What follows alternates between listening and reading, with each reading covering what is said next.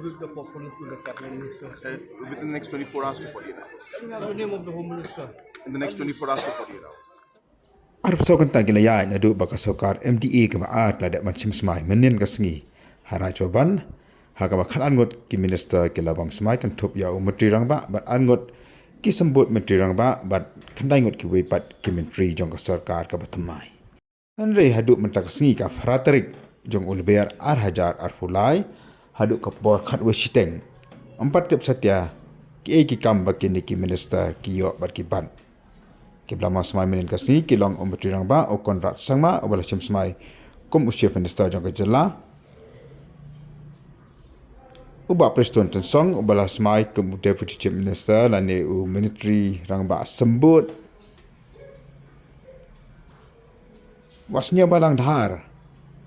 uru ula chim semai kum umpati rang ba sembut akasin ke benengkong jong kejela ba elhek we naki veteran MLA nani veteran politician nak sang BJP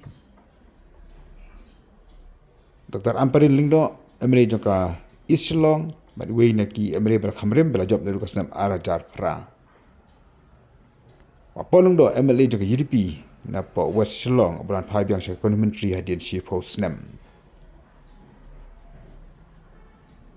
ba coming one umban bulan phai byang sa parliamentary hadien bulan sa kni no how about das kat lamri akan dikatam ka beradab ika commentary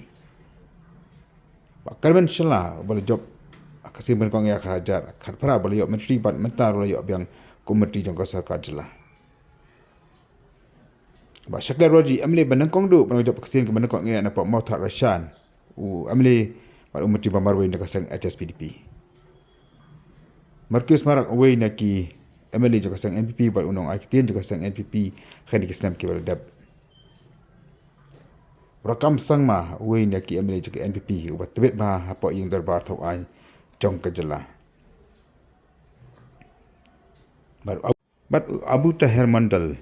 speaker barem joka Meghalaya Legislative Assembly but u MLA barjala ban kong banyak bat ka menteri ka sarkar jela ka por ka sarkar uba bibi lingdo